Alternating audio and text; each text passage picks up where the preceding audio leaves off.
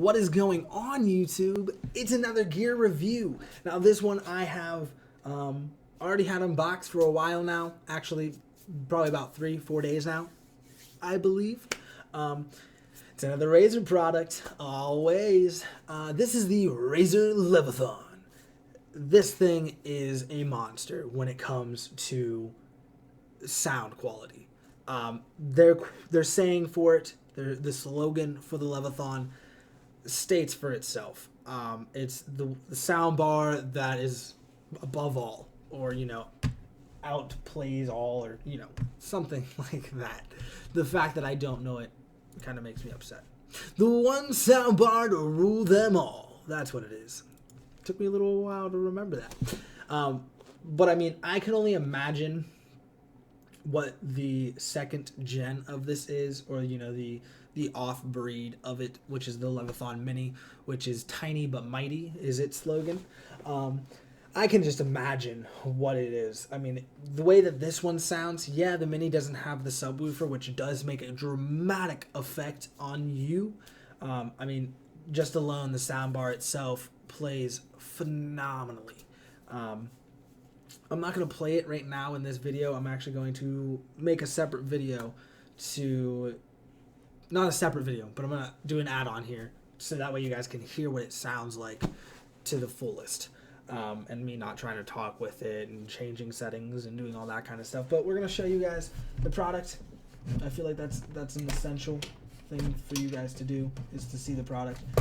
The subs are a little farther off from me right now, so I'm just going to show you the bar until I can whip that bad boy up. This is the Razer Leviathan soundbar. Now the Mini is probably about, say this much long, or this long. I don't know. Maybe even shorter. I don't know. I don't have it. I might need to get it plopped in my car. But I would need a jack to go into my car. Anyhow, so this is, of course, the Razer Leviathan. There is 3 degrees that this thing can sit at to project music to you. All actually do make a difference, believe it or not. That's because Razer is so good with their products. They always make sure that no matter how it's angled, it does something different to make the sound better. Right now, I have feet on it, okay? This changes it to 18 degrees. Now, 18 degrees, that's obviously meaning, if you're trying to project it more upwards at a slope, it's going to more air the room. Mainly the only reason why I have them on is because the way I have it sitting, I need it to be at this height so I can slide it over the base of my one monitor. You obviously have 2 other feet to go onto the bottom. This changes it to 15 degrees. And then with no feet, you obviously have it at 0 degrees. Onto the top of this, which 15 degrees is a little more pointed to you. 0 degrees is a direct impact to your chest, depending on where you're sitting or how you have it sitting. Now, we're going to move on to the top with all the buttons, all the important parts of things. Just kidding. Don't do that. I don't know why I did that. So we're going to go on to the important part of things with the buttons. Obviously, power button right here. Then on the top, you have the setting button, which is, aux or input, or aux input, or optical input. And then that's your basics. Then you have Bluetooth that can be connected with this guy. You have Dolby, which whenever you push it, it will light up to signify that Dolby's on. It's not like you're pushing it and you're like, is it on? I mean, which you should notice a difference with Dolby, honestly. You have the mute button. The soundbar gauge, which the soundbar gauge here, we're going to kick on the lights a little more brighter. Whoa! Anyhow, with the soundbar gauge here, it changes it between 3 settings that they have. Video game, which basically just gaming, movie, or just plain old music. So that's really neat.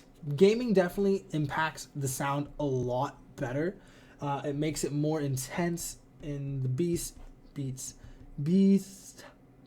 and bass drops, so you can hear it dead on. And then there's the plus and minus. So we're actually going to go through, at the end of the video, I'm going to go through everything, all the settings, show you that. This guy does not connect through Razer Synapse, obviously because there's no lighting effect on this guy. And you change everything with these buttons. You know, there is no lights on this, which is kind of weird for Razer, you know.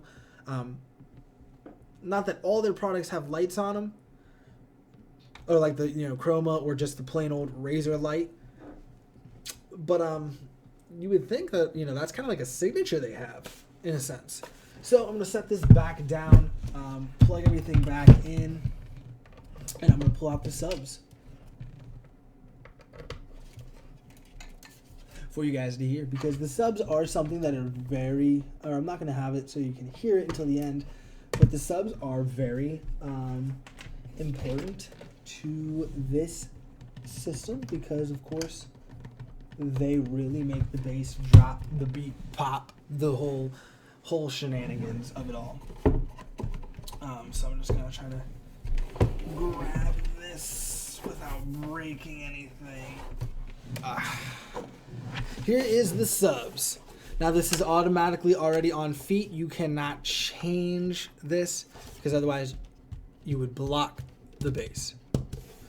Which, as you can see, it's actually a very large sub.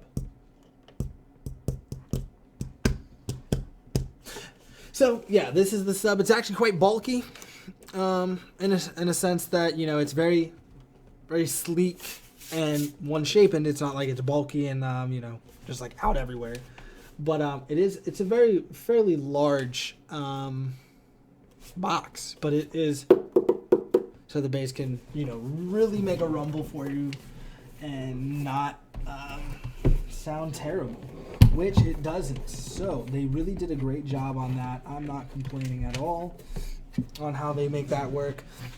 So, you know, in my opinion, it's great. It has a lot of Dolby surround sound features to make it really good and make it so that it is the best that it can possibly be.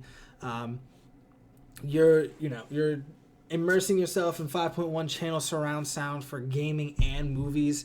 I mean, what's better than that? There's 4 total speakers in there. You have the full range drivers and then two full range drivers and 2 tweeters, which obviously tweeters, I have no idea what they are. I just know that the drivers are your main impact force with it all. So I believe that the tweeters probably are what balances things out. Your subwoofer obviously does a 360 momentum that would then ricochet off of whatever is surrounding it and coming right back in your way. Tweeters and the main drivers actually go in a half circle or almost complete a circle. They'll hit into you and, you know, ricochet back.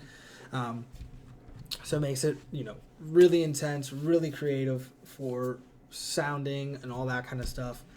But yeah, you guys can actually hear that for yourself whenever I go and make these sound effects. As always, guys, I'm going to leave it right here. If you guys can, leave a comment on how you guys feel about how it sounds, or leave a comment if you like it, or what kind of soundbar you have if you don't have this, or if you don't have one, what kind you would like. Looking for, you know, all kinds of things to try to make videos about. And as always, play, comment, subscribe. Have a great day, guys, and enjoy the music whenever it gets playing.